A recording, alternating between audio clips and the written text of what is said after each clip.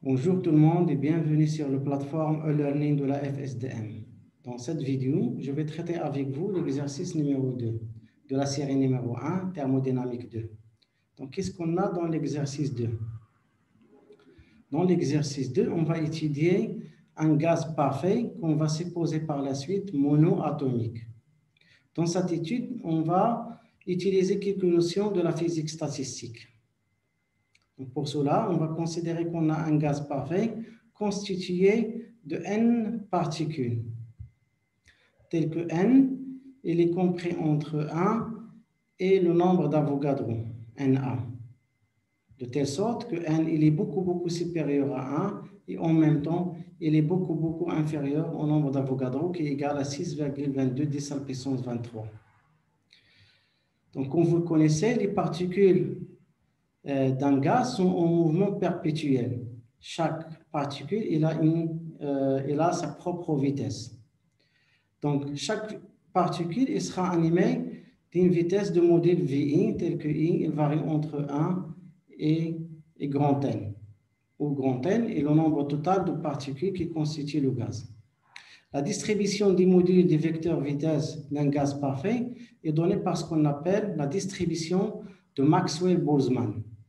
Cette distribution de Maxwell-Boltzmann elle est représentée par la fonction f de v qui est égale à 4pi fois a, où a est une constante qu'on va déterminer, v au carré où v est le module des vecteurs vitesse fois l'exponentielle de moins b v au carré, où b est une quantité qu'on exprime par m sur 2kt, où m il représente la masse d'un seul atome de ce gaz parfait. Le cas qu'on a ici est la constante de Boltzmann, il est égal à 1,38 10 à la puissance 23 joules par Kelvin.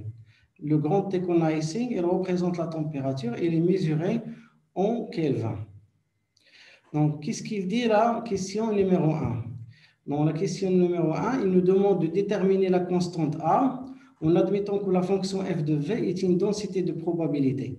Puisque f de v est une densité de probabilité, ça veut dire que son intégrale sur tout l'espace des modules des vecteurs vitesse, c'est-à-dire de 0 à l'infini, sera égale à 1. C'est ce qu'on appelle la condition de normalisation.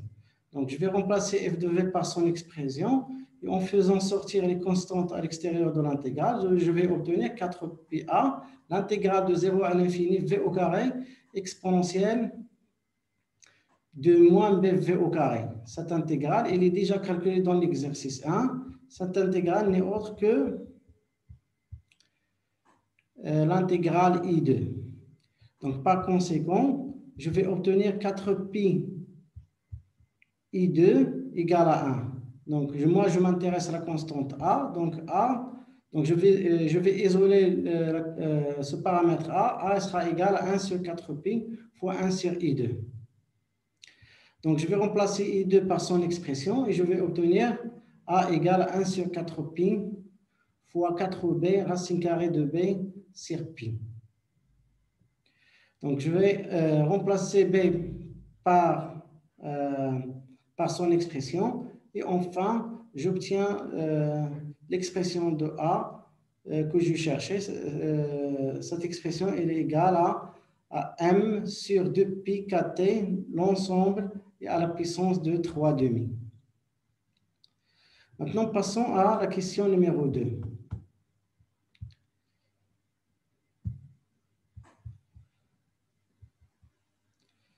Donc, qu'est-ce qu'il dit? La question numéro 2. Dans la question numéro 2, il nous demande de vérifier que la fonction f de v est maximale pour une vitesse vp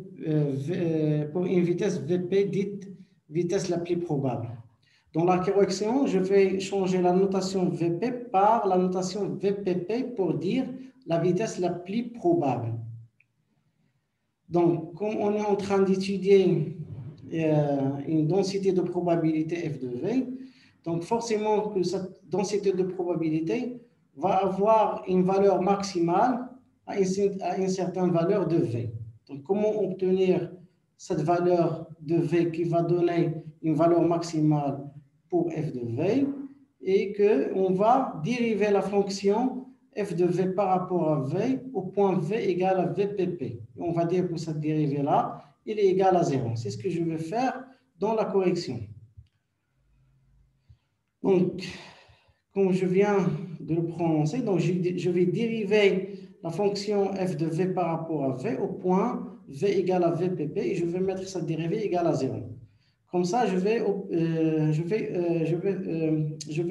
obtenir les points où f de v il admet des extrémums. Donc, la dérivation de f de v,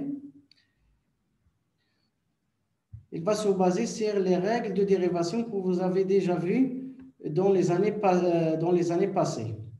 Donc, par exemple, dans notre cas, f de v, il s'écrit sous la forme de produit de deux fonctions. F de v, il s'écrit sous la forme du produit de deux fonctions. 4PA, donc 4PA, c'est une constante. V au carré, c'est la première fonction, c'est une fonction polynomiale, fois une deuxième fonction qui est une fonction gaussienne. Donc, f de v, il s'écrit sous forme du produit de deux fonctions, v au carré fois l'exponentielle de moins b v au carré. Et vous connaissez comment faire la dérivée d'un produit de deux fonctions. En suivant cette règle-là, vous allez trouver le résultat que vous voyez devant vous. Bon, donc, vous allez trouver 8PAV exponentielle de moins BV moins 8B pi fois AV à la puissance 3 exponentielle de moins BV. Donc, je vais factoriser par 8PA exponentielle de moins BV facteur de V moins BV à la puissance 3. Puisque cette quantité-là, elle est différente de 0, donc je vais simplifier par cette quantité-là, puisqu'elle est différente de 0. Donc, il reste tout simplement V moins B, V à la puissance 3 égale à 0. Je vais factoriser encore une fois par V et je vais obtenir V facteur de 1 moins B, V au carré égale à 0.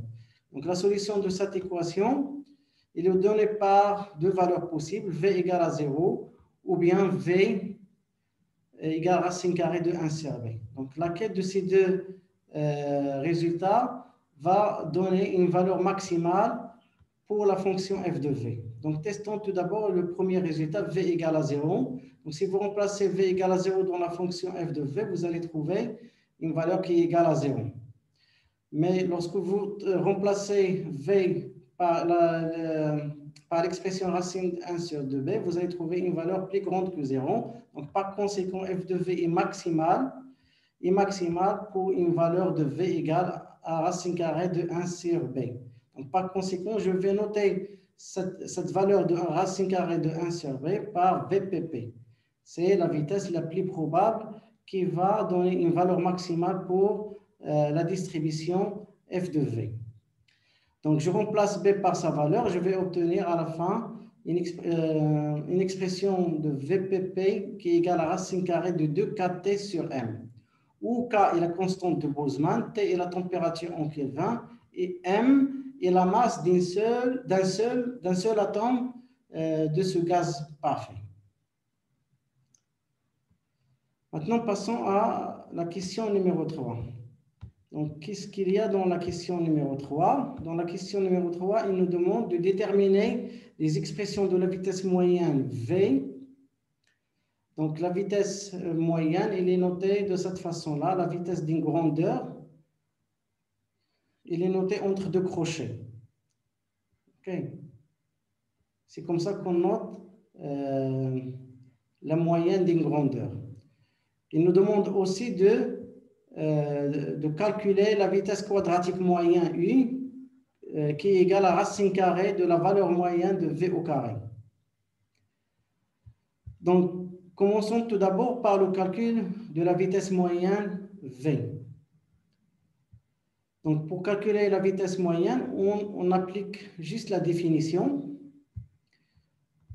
La définition de la valeur moyenne d'une grandeur quelconque est égale à l'intégrale de cette grandeur fois la densité de probabilité. Dans notre cas, on s'intéresse au module des vecteurs vitesse, donc à la valeur moyenne du module des vecteurs vitesse qu'on appelle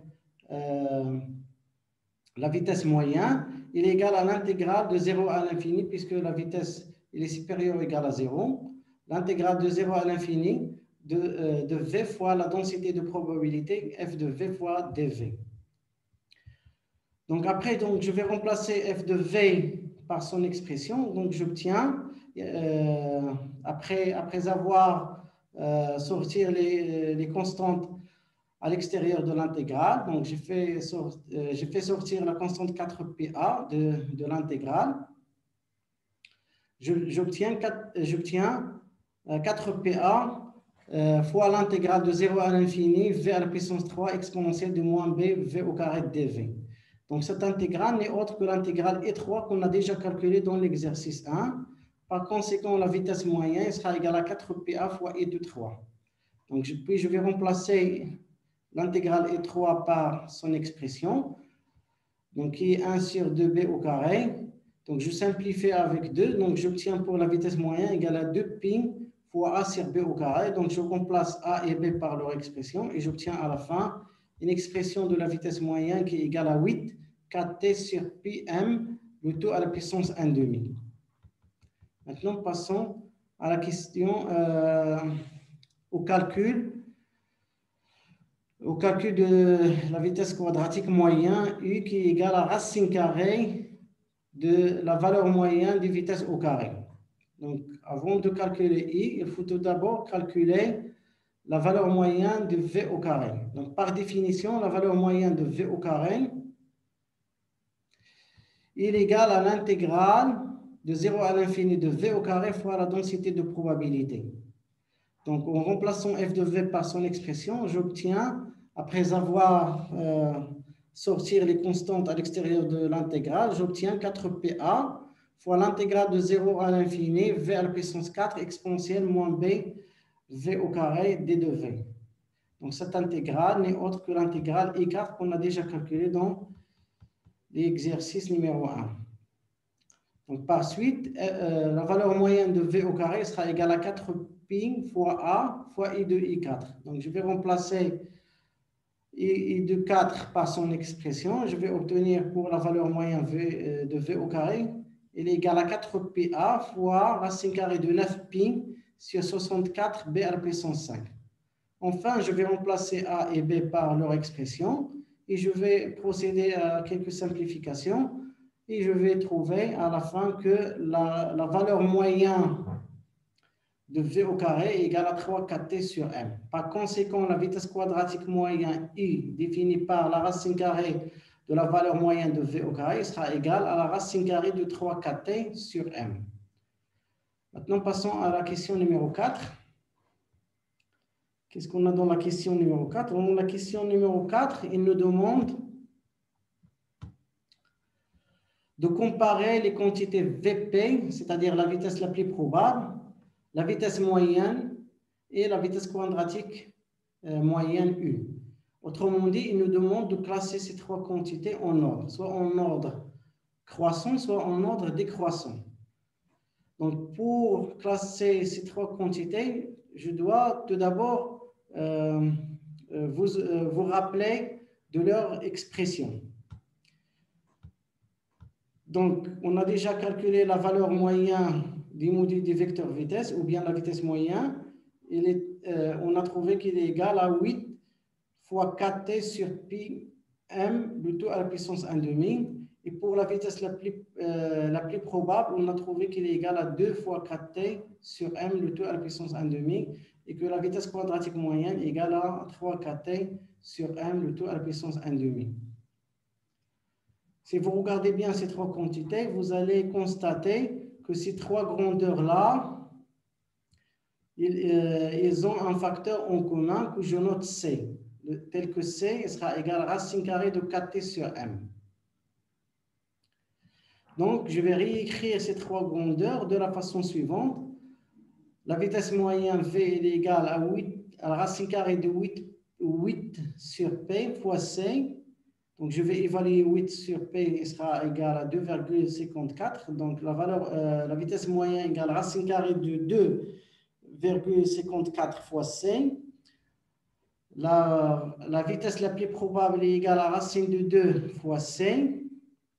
alors que la vitesse quadratique moyenne U est égale à racine 3C. Donc, comme vous pouvez constater, le U il est plus grand que la vitesse moyenne V et que la vitesse moyenne il est plus grande que la vitesse la plus probable. Donc, après comparaison, je peux classer ces trois grandeurs en ordre décroissant ou bien en ordre croissant. U il est supérieur à la valeur moyenne de V. La valeur moyenne de V il est supérieure à la vitesse la plus probable. Passons maintenant à la question numéro 5. Donc, qu'est-ce qu'on a dans la question numéro 5? Dans la question numéro 5, il nous demande de tracer l'allure de f de v. Puis, il nous demande d'indiquer sur le graphe les positions de Vp, la vitesse moyenne et la vitesse quadratique moyenne. Donc, lorsqu'il vous demande de tracer l'allure d'une fonction, ça veut dire que vous n'êtes pas demandé de faire une étude détaillée, il vous suffit de faire une étude approchée en étudiant juste les limites. Donc, puisqu'on s'intéresse à f de v, on sait bien que v il varie entre 0 et l'infini, donc je dois étudier la limite de la fonction f de v lorsque v tend vers 0 et lorsque v tend vers l'infini. Et je cherche aussi les extréments de la fonction f de v. Donc la chose qu'on a déjà fait dans la question numéro 2. Donc, pour répondre à cette question, comme je viens de le dire, donc je cherche les cas limites. Donc, lorsque v tend vers 0, donc je constate bien que f de v va tendre aussi vers 0, puisqu'on a f de v, il s'exprime sous forme de produit d'un polynôme fois une exponentielle. Donc, maintenant, lorsque v tend vers l'infini, on constate que f de v va tendre vers 0, puisqu'on a exponentielle de moins bv au carré. Donc, lorsque v tend vers l'infini, la fonction de distribution f de v va tendre exponentiellement vers 0. Et on sait aussi que la fonction f de v admet deux extréments, un minimum au point v égale à 0 et un extrément au point v égale à vpp. Donc, ces deux extréments, ils sont marqués ici sur le graphe par deux tangentes horizontales à l'axe des abscisses. Donc, la représentation des autres grandeurs, la valeur moyenne des modules des vecteurs vitesse et la vitesse quadratique moyenne sont représentés comme vous le voyez sur le graphe, de telle sorte que v de p elle est inférieure à la vitesse moyenne et la vitesse moyenne elle est inférieure à la vitesse quadratique moyenne.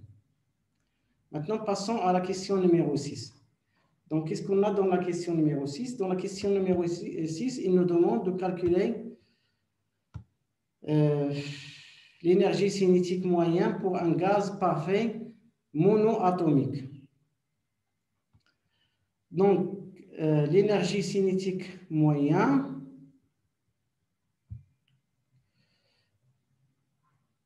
d'un gaz parfait supposé monoatomique, il peut être résolu par deux différentes méthodes. Mais avant d'entamer la résolution, je tiens à attirer votre attention sur le fait, puisqu'on étudie un gaz parfait monoatomique, alors son énergie cinétique est une énergie purement une énergie cinétique de translation. Il n'y a pas de composante de rotation. Il n'y a pas de la composante de rotation. Donc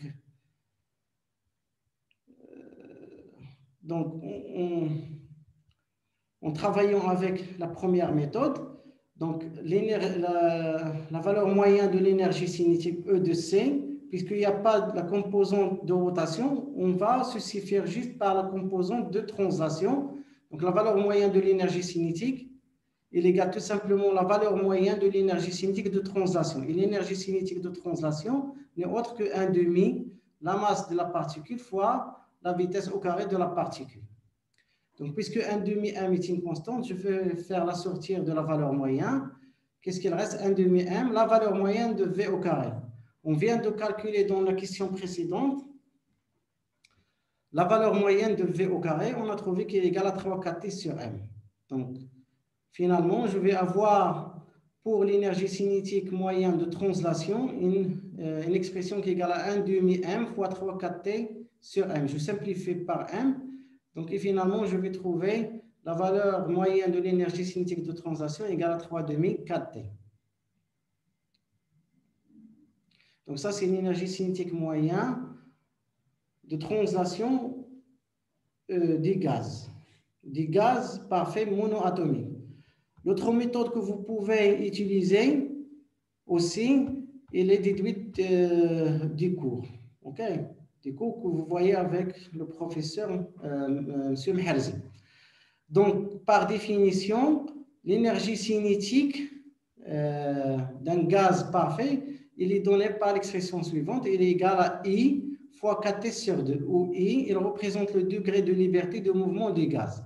Donc, pour un gaz monoatomique, I égale à 3, puisque dans ce cas-là, les particules de ce gaz monoatomique, ils sont repérées par 3 coordonnées de translation X, Y et Z.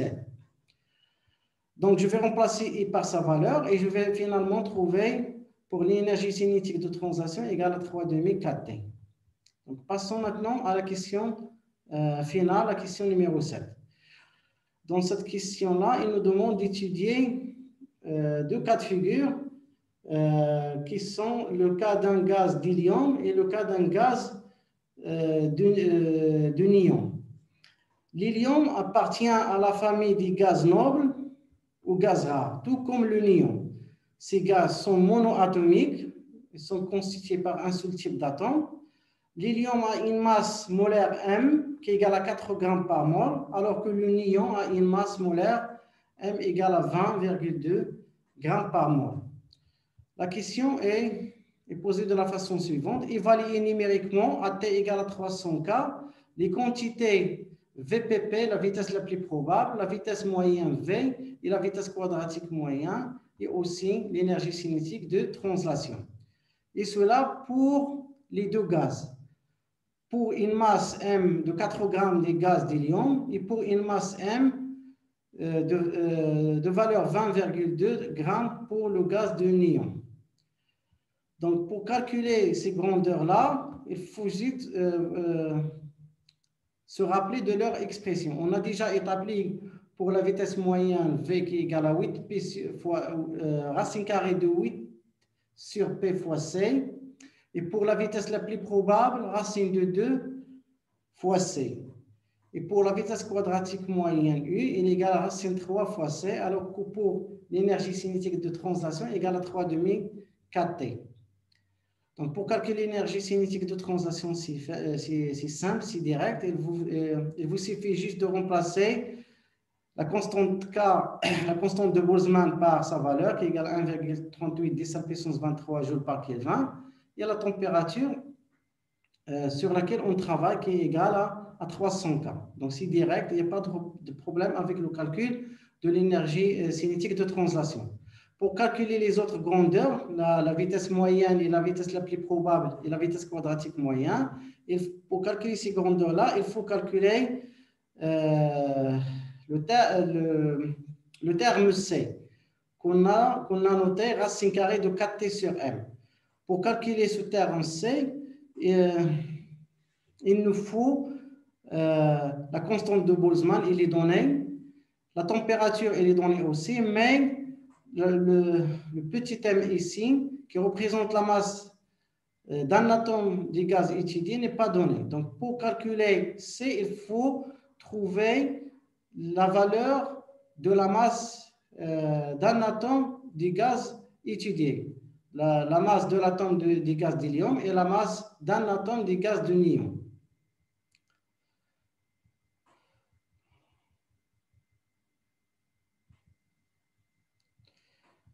Donc maintenant, comment déterminer la masse d'un atome du gaz d'hélium? Donc pour cela, je vais chercher le nombre de moles contenus dans la masse du gaz d'hélium qui est M égale à 4, M égale à 4 grammes. Donc, par définition du nombre de moles, le nombre de moles égale à quoi? Égale à la masse du gaz, la masse totale du gaz, divisée par la masse molaire du gaz en question, qui est ici l'hélium. Donc, on a une masse de 4 grammes d'hélium divisée par sa masse molaire qui est égale à 4 grammes par mole. Par conséquent, on trouve que dans une masse de 4 grammes, on a une mole. On sait bien que dans une mole, on a un nombre égal à 6,2 10 à la puissance 23 atomes. Donc, par conséquent, dans 4 grammes, on a 6,022 10 à la puissance 23 atomes d'hélium. Donc, pour trouver la masse d'un seul atome d'hélium, on doit appliquer la règle de 3. Donc, par application de la règle de 3, donc je vais obtenir la masse d'un seul atome de gaz d'hélium qui est égal à 4 grammes divisé par 6,022 10 à la puissance 23 qui est égal à 6,646 10 à la puissance 24 grammes. Donc, je vais convertir ce résultat en kilogrammes et enfin, je vais trouver la valeur de la masse d'un seul atome d'hélium égale à 6,646 10 à la puissance 27 kg. De la même façon, on peut obtenir la masse d'un seul atome de gaz de néon et on trouve que la masse d'un seul atome de néon est égale à 3,3509 fois 10 à la puissance 26 kg.